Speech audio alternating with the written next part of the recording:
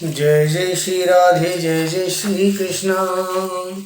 मतलब मैं पंडित महेश पाठक श्रीराम वृंदावन से, हमारा यूट्यूब का चैनल ज्योतिष सेवा वृंदावन, उसी चैनल के माध्यम से मैं अपने सभी दर्शकों का स्वागत करता हूं। मेरे इस चैनल पर आप सभी का हार्दिक आमंत्रण।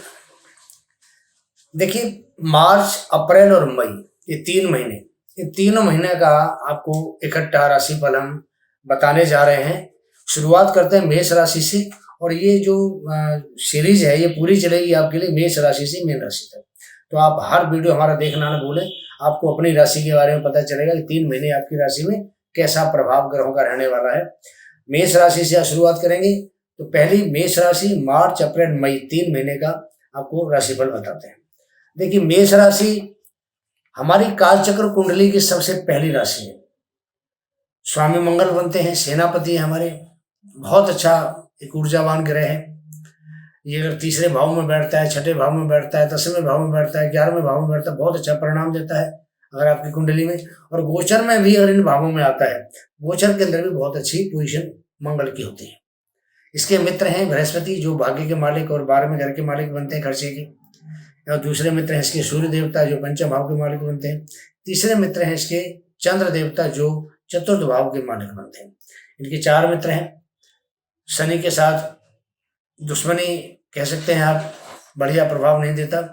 शुक्र के साथ अच्छी ट्यूनिंग है इनकी, सम है, अच्छी ट्यूनिंग होती है, क्योंकि मेष राशि के सामने 7वां भाव आता है, तो शुक्र के साथ ट्यूनिंग बढ़िया है। मंगल और शुक्र दोनों मिलके आदमी की हंसी खुशी जिंदगी में बहुत बड़ा एक रोल अदा करते हैं। तो शुक्र के साथ इनकी ट्यूनिंग ठीक होती है। बुध के साथ बहुत बढ़िया नहीं है, लेकिन फिर भी शो होता है। राहु केतु से तो आप समझते हैं कि इसकी बिल्कुल ट्यूनिंग नहीं होती है। तो इस प्रकार जो ये ग्रह है मंगल, ये अच्छा, बहुत अच्छा ग्रह है, क्योंकि बिना ताकत के कोई भी आदमी जिंदगी में कुछ नहीं कर सकता। पुरुषार्थ सबसे बड़ी चीज है। कहते हैं ना कि हिम्मते मर्दा और मदद दे खुदा। जिस इंसान के अंदर हिम्मत होती है, ताकत होती है, साहस होता है, ऊपर वाला उसी की मदद करता है, नहीं तो छोड़ देता है उसको कि जा। कहने का मतलब ये है कि जिसका मंगल बलवान होता है कुंडली में, शुभ होता है, ऐसा आदमी बहुत तरक्की करता है, हिम्मत वाला होता है, किसी से डरना नहीं, अपनी बात को कहना, दृढ़ निश्चय होता है। पर इसमें एक कमी होती है ऐसे लोगों में, कि ऐसे जो लोग हैं ना, थोड़ा जल्दबाजी करते हैं। चर राशि है मेष राशि, इसलिए थोड़ी इनमें जल्दबाजी होती है, धैर्य कम होता है, लेकिन बंदे बहुत बढ़िया होते हैं, अच्छे आदमी होते हैं ऐसे। तो बात करते हैं कि मेष राशि का मार्च का समय कैसा रहेगा, अप्रैल का कैसा रहेगा और मई का कैसा रहेगा। बात करेंगे धन की, बात करेंगे स्वास्थ्य की सॉरी, बात करेंगे कैरियर की, बात करेंगे दाम्पत्य जीवन की, बात करेंगे परेशानी, दुख, मुसीबत की, बात करेंगे आपके लाभ की, आय क्या होगी आपको, व्यापार, बात करेंगे आपके व्यापार की या आपके नौकरी की, कि व्यापार नौकरी कैसी रहेगी। इन सब चीजों में फोकस करेंगे। वीडियो थोड़ा लंबा हो सकता है, क्योंकि 3 महीने का इकट्ठा आपको दे रहा हूं, पर वीडियो देखना आपने आखिर तक देखना है। जितना लास्ट तक देखेंगे उतना आपको इंटरेस्ट भी आएगा, और आप उसको समझ पाएंगे कि मेष राशि के लिए समय कैसा चल रहा है। ओके, शुरू करते हैं। 1 मार्च को ग्रहों की जो स्थिति है, गुरु महाराज मेष राशि में बैठे, पीछे बकरी थे, मार्गी हो गए, अच्छी पोजीशन में है। उसके बाद केतु महाराज छठे भाव में बैठे हैं, कन्या राशि में, छठे भाव में बहुत बली है, शत्रुहंता योग बना के बैठे हैं। चंद्रमा आपका तुला राशि के अंदर है, तुला राशि आपकी 7वें भाव में पड़ती है। तो पत्नी के बारे में आप ज्यादा सोचेंगे इस महीने के अंदर। मंगल और शुक्र आपके 10th हाउस में है, हालांकि गोचर बदलेगा इनका, लेकिन जब 1 मार्च का हम बनाते हैं 4, तो उसमें शुक्र और मंगल आपके 10th हाउस में आते हैं। अब शनि महाराज, सूर्यदेव और बुध, ये तीनों के तीनों ग्रह 1 मार्च को आपके 11th हाउस में बैठे, और राहु देव आपके 12वें घर में बैठे। ये ग्रहों की आपकी स्थिति है। तो पहले शुरुआत करते हैं हम धन से। देखिए, धन का मालिक शुक्र होता है और धन का कारक बृहस्पति होता है।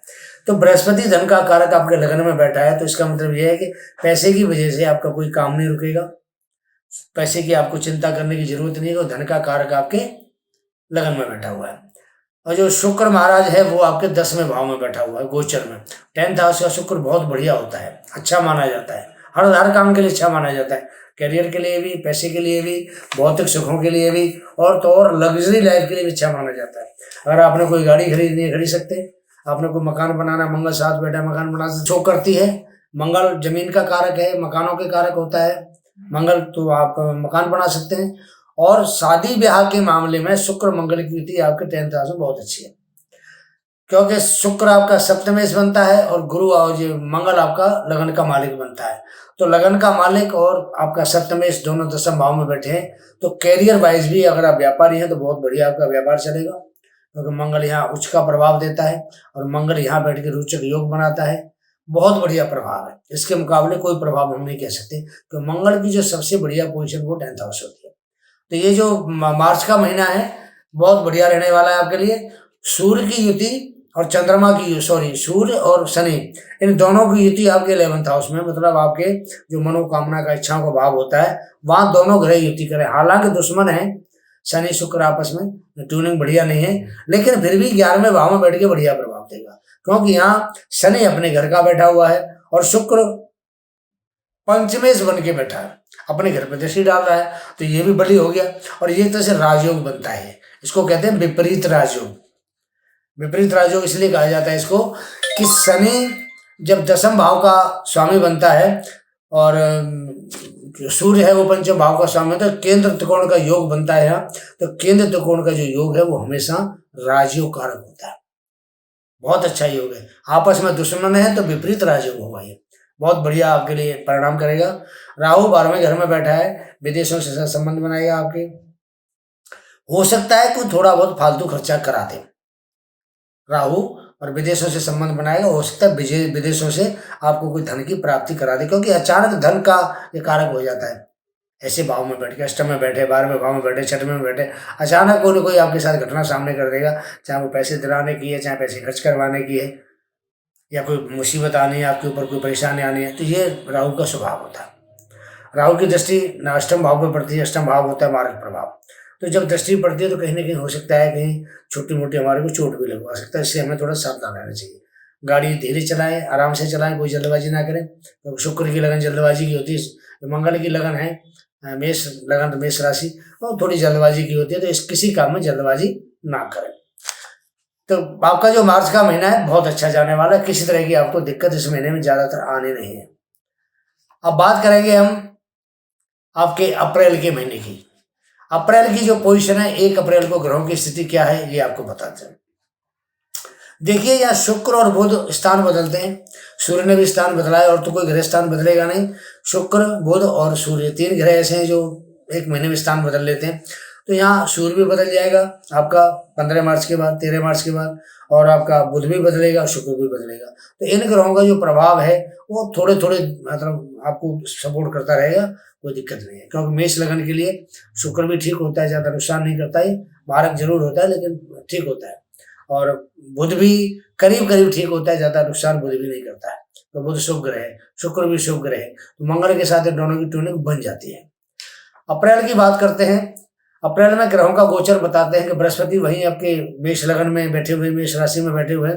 अच्छा, मैं आपको एक बात और बता दूं, हमारा जो प्रोग्राम है ना, आप चाहे तो लगन से देख सकते हैं इसको, नो डाउट, और चाहे तो राशि से देखते हैं, नो डाउट, जैसे आपकी इच्छा हो आप देख सकते हैं इसको। लगन से देखेंगे सटीक परिणाम आएगा, राशि से देखेंगे तो भी आपको आपकी राशि के साथ सटीक आएगा। लेकिन जब हम प्रोडक्शन करते हैं किसी कुंडली का तो हम लगन के अकॉर्डिंग करते हैं, ये भी आपको बता दूं, ये गोचर है, तो जैसे आप चाहे देख सकते हैं, कोई बिल्कुल दिक्कत वाली बात नहीं है। अप्रैल में 1 अप्रैल की बात करते हैं तो बृहस्पति वही मेष आपकी जो राशि है लगन है वहां बैठे हुए हैं, उनके साथ में बुध का गोचर भी आ गया है। और आपके जो 12वां भाव है, पहले वहां राहु अकेला था, तो वहां सूर्य और शुक्र की युति भी राहु के साथ हो गई है। 11वें भाव में पहले शनि के साथ सूर्य बैठा हुआ था, इस महीने में मंगल आ गया, शनि के साथ मंगल शनि की युति हो गई है। चंद्रमा इस महीने आपके भाग्य में बैठा हुआ है, और केतु महाराज वो 6ठे घर में बैठे हुए हैं। तो केतु के बारे में और राहु के बारे में तो मैं ज्यादा आपसे बात करूंगा नहीं, क्योंकि राहु 12वें घर में बैठा है, तो 12वें घर में उसने विदेशों से संबंध बनाने, थोड़े नेसेसरी अननेसेसरी आपके खर्चे कराएगा, और राहु 12वें भाव में कोई ज्यादा दिक्कत नहीं करेगा। और विदेशों से संबंध बनवा रही है तो हो सकता है आपको पैसे इनकम सोर्स बनवा दे, ये भी हो सकता है। बात करते हैं चंद्रमा भाग्य में बैठने से। देखिए चंद्रमा जिसके भाग्य में बैठता है तो उसको कुछ न कुछ माता से भी भाग्य में लाभ मिलता है। क्योंकि जो 12वां ये जो भाग्य का भाव है बृहस्पति का घर है, और बृहस्पति और चंद्रमा आपस में मित्र हैं, तो चंद्रमा का प्रभाव ठीक माना जाता है, खराब नहीं होता है। ऐसा आदमी धार्मिक प्रवृत्ति का होता है और भगवान को मानने वाला होता है, दया धर्म दान सब कुछ करता है, तो आपके अंदर भी वही चीज प्रवृत्ति जागृत हो रही है। इस महीने के अंदर आप भी सब कुछ करेंगे। शनि बताया आपको लाभ भाव के स्वामी हैं। पीछे शनि अभी बकरी थे, बकरी के बाद में अभी ये शनि का जो बकरी था प्रभाव, ये 16 मार्च को अस्त हो गए थे शनि, तो 16 मार्च को उदय हो रहे हैं। ये 5 फरवरी को अस्त हुए थे और 16 मार्च को शनि महाराज आपके उदय हो रहे हैं। अब शनि महाराज 16 मार्च को उदय हो जाएंगे, मतलब पिछले महीने में उदय हो चुके हैं, तो वो लाभ आपको अपना जो उन्होंने देना है, जो कार तत्व है शनि के, लोहे का काम हो गया, प्रॉपर्टी का काम हो गया, इनसे काम देते रहे, जमीन जायदाद का काम हो गया, मकान बनाने बेचने का काम हो गया, तो पेट्रोलियम पदार्थों का काम हो गया, इससे आपको शनि लाभ दे रहे और आगे भी देंगे। मंगल के साथ बैठने से भूमि का लाभ कराएंगे आपको, क्योंकि 11वें भाव में दोनों ग्रह बैठे हैं। तो 11वें भाव में देखिए मैं बता दूं, कोई भी ग्रह ना नीच का होता है ना उच्च का होता है, और ना ही कोई ग्रह आपको नुकसान करता है। 11वां भाव हमारा इतना बढ़िया भाव है, इसमें कोई ग्रह बैठेगा बिल्कुल आपको नुकसान नहीं करेगा, बल्कि फायदा करेंगे। अब यहाँ पर शनि मंगल के बैठने से केंद्र और 2 केंद्रों का योग बनता है, तो मंगल भी केंद्र का स्वामी है और शनि भी केंद्र का स्वामी है, तो ये 2 केंद्रों की युति है, बहुत ठीक कह सकते हैं, इसको खराब नहीं कह सकते। हालांकि मंगल की राशि पर शनि की दृष्टि नीच की जा रही है, लेकिन मंगल साथ बैठने से वो दृष्टि में कुछ फर्क पड़ता है, क्योंकि वहां बृहस्पति भी ऑलरेडी बैठे हुए हैं। तो बृहस्पति के बलि होने से, पहले बृहस्पति अस्त भी चल रहे थे, बकरी भी हो गए थे, तो बृहस्पति के बलि होने से मेष राशि में इस समय बल है, तो यहाँ शनि से कोई ज्यादा खतरा नहीं है। गुरु आपका इस पूरे अप्रैल के महीने में अभी यहीं बैठेंगे आपकी मेष लगन के अंदर, साथ में बुध भी आ रहे हैं, और यहाँ पर 14 अप्रैल को सूर्य का भी गोचर हो जाएगा, उसके बाद शुक्र भी आएंगे, तो गोचर चल रहा है इनका, शुक्र भी आएगा। तो ये जो प्रभाव है लगन के ऊपर बहुत अच्छा है, गुरु का प्रभाव, बुध का प्रभाव, शुक्र का प्रभाव, इधर उच्च के सूर्य का प्रभाव, तो जो सूर्य उच्च के बनेंगे यहाँ पे, तो ये बहुत बढ़िया योग बनता है। आप समझते हैं उच्च का सूर्य जो होता है योग बनाता है। तो ये जो सब चीजें हैं, ये मेष लगन वालों के लिए बहुत ही एक अच्छा परिणाम, जिसके अंदर बंद मुट्ठी लेके आई है, जब मुट्ठी खुलेगी तो आपके लिए पौबारे कर देगी, तो बहुत बढ़िया प्रभाव है अप्रैल के महीने में भी आपके लिए, क्योंकि बृहस्पति ऑलरेडी वहाँ है जहाँ बैठे हुए, शादी लायक जो बच्चे हैं जो जाते हैं उनकी शादी भी कराएंगे, बुध भी साथ आ गया, सूर्य भी साथ आ रहा है, शुक्र भी साथ आ रहे हैं, तो ये जो सारे ग्रह इकट्ठे होंगे यहाँ, ये बहुत बढ़िया अच्छा प्रभाव देंगे मेष लगन मेष राशि वालों के लिए। शादी विवाह करवाएंगे, पति पत्नी का मन मुटाव उसको दूर करेंगे, व्यापारी हैं अगर आप लोग, तो व्यापार के ऊपर सबकी दृष्टि भाव जाती है, तो सप्तम भाव व्यापार का होता है। अब इनकी जो व्यापार पर दृष्टि जाती है, तो वहां पर भी ये आपको व्यापार में एक अच्छा मौका देंगे, लाभ का बहुत बढ़िया मौका आपको मिलेगा, और ये मौका आपको बस ये अप्रैल के महीने में मिलने वाला है। तो अप्रैल में यहाँ सूर्य भी उच्च का हो जाएगा 13 अप्रैल को, बृहस्पति ऑलरेडी बैठे ही है यहाँ, बुध भी यहाँ बैठा हुआ है, और शुक्र देवता भी यहाँ आना है। तो कुल मिला के शुक्र बुध गुरु और सूर्य, इन 4 ग्रहों का प्रभाव लगन पर रहेगा, और 2 ग्रहों का प्रभाव आपके लाभ भाव पर रहेगा। तो ये जो गोचर है, ये बहुत अच्छा गोचर आपको ये अप्रैल के महीने में रहने वाला है।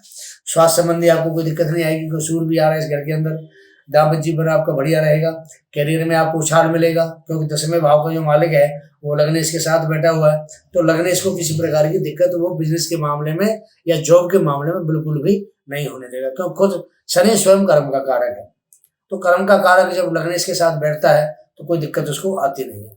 दाम्पत्य जीवन आपका ठीक रहेगा, कोई परेशानी थोड़ी सी है राहु की वजह से आ सकती है, क्योंकि राहु और सूर्य की जो युति है ये थोड़ा ग्रहण योग बनाती है। अगर कोई सरकारी काम कहीं अटका हुआ है, हो सकता है कि आपको 2-4 कुछ थोड़े पैसे खर्च करवा के ऐसे रिश्वत दे के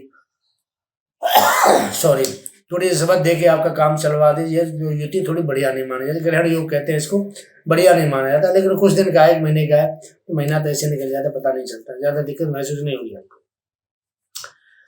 इसके बाद आपको लाभ होना ही होना है, कोई दिक्कत नहीं है। व्यापार करेंगे या जॉब करेंगे उसमें भी आपको लाभ होना है। अब आता है अगला महीना, इसको कहते हैं मई 2024। तो 1 मई को जो ग्रहों की स्थिति वो आपको बताते हैं। देखिए सूर्य और शुक्र आपके मेष लगन में बैठे हुए हैं, अच्छी पोजीशन में सूर्य है, यहाँ सूर्य उच्च का प्रभाव देता है, यहाँ पे उच्च का सूर्य बैठा है, और धनेश लगन में बैठा हुआ है। अपने भाव से 12वां भाव बैठा है, और अपने भाव से 12वां या लगन से 12वां जब शुक्र बैठता है तो उच्च का परिणाम दिखाता है। देखो पीछे अप्रैल के महीने में शुक्र उच्च का बैठा हुआ था, तो आपने देखा पीछे अप्रैल के महीने में भी शुक्र उच्च का बैठा हुआ था, तो उसने उच्च का परिणाम दिया। और शुक्र उच्च का मतलब होता है आपको एक लग्जरी लाइफ देना, भौतिक सुख देना, धन की कहीं कमी हो तो उसको पूर्ति करना, पत्नी से अच्छा एक सहयोग मिलना, तो शुक्र स्त्री का कारक होता है, तो अच्छा सहयोग मिलना। तो ये शुक्र उच्च का बहुत बढ़िया था। और मई के अंदर भी शुक्र की जो पोजीशन है वो शुरुआत में बहुत अच्छी कह सकते हैं इसको, क्योंकि शुक्र अपने भाव से 12वां बैठा है। अपने भाव से 12वां मतलब उच्च का प्रभाव धन के मामले में देगा, भौतिक सुखों में देगा। तो सूर्य और शुक्र है उच्च का बैठा है ये, और सूर्य भी उच्च का हो गया। तो ये दोनों ग्रह एक तरह से उच्च का प्रभाव को आपको दिखाएंगे। हालांकि सूर्य यहाँ 15 तारीख तक रहेगा, लेकिन 15 तक तो बढ़िया प्रभाव दिखाएगा ना मई में। अच्छा, एक चीज और यहाँ चेंज हुई है कि 1 मई को बृहस्पति चेंज हो गया, करीब सवेरे कितने 8-9 बजे करीब चेंज हुए बृहस्पति, गुरु नहीं सॉरी 12:55 पे चेंज हुआ है।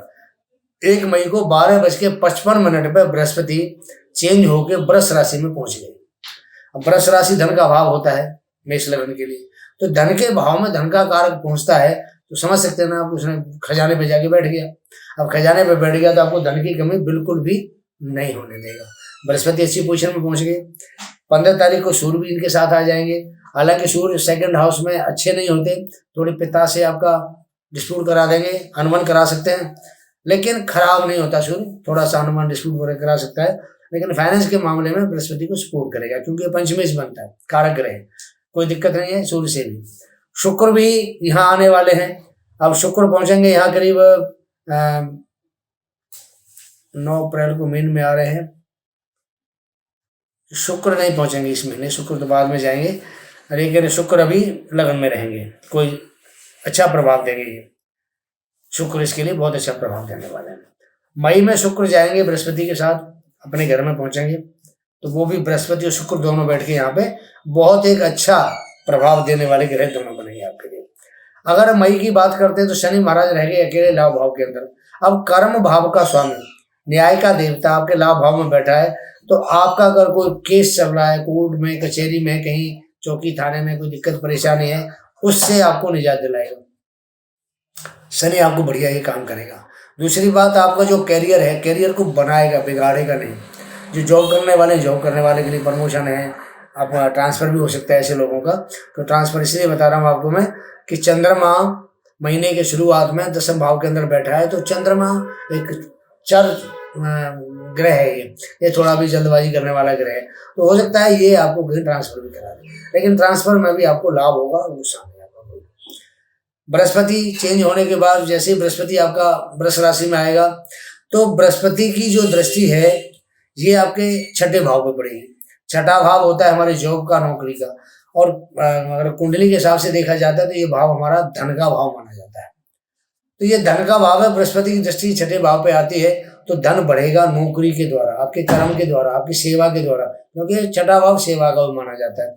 यहाँ ऑलरेडी केतु बैठा हुआ है, तो केतु शत्रुहंता योग बनाता है, कर्जा होगा, कर्जा उतरवाएगा, दुश्मनों को शांत करेगा, शरीर में कोई रोग नहीं देगा। ये जो मई का महीना है आपके लिए बहुत अच्छा जाने वाला है इस मामले में। तो ये जो पोजीशन है मई की भी, ये भी आपको बहुत अच्छी कह सकते हैं। तो ये जो आपको बताया हमने मार्च, अप्रैल और मई 3 महीने का आपको बताया, तो ये तीनों महीने मेष लगन या मेष राशि वालों के लिए एक उन्नति भरा सफर है। छोटा मोटा अगर कोई आपके साथ में जैसे राहु सूर्य की युति हो गई तो वहाँ थोड़ी परेशानी पैदा कर सकता है, या आपका मंगल शनि के साथ बैठकर थोड़ा बहुत कहीं 19-20 विचारों में असमानता पैदा कर सकता है, बट और कोई इसमें कहीं भी दिक्कत नहीं है। ये 3 महीने का समय बहुत अच्छा मान के चलिए, हर क्षेत्र में आपको उपलब्धि हासिल होगी, हर क्षेत्र में आप अच्छा कर पाएंगे, चाहे वो करियर है आपका, चाहे वो आपकी नौकरी है। विदेशों से आपको लाभ होगा, भाग्य आपको सपोर्ट करेगा, पैसे की दिक्कत नहीं होगी, पत्नी से लाभ होगा, जिनकी शादी नहीं हुई उनकी शादी के योग बनेंगे, बहुत अच्छा समय आपके लिए। तो मैं इसको भी यही समाप्त करता हूँ। मैं आपको इसका जो नेक्स्ट पार्ट है वृष राशि का, वो आपको शीघ्र लेके आता हूँ। तब तक आज्ञा दीजिए। जय जय श्री राधे, जय जय श्री कृष्ण।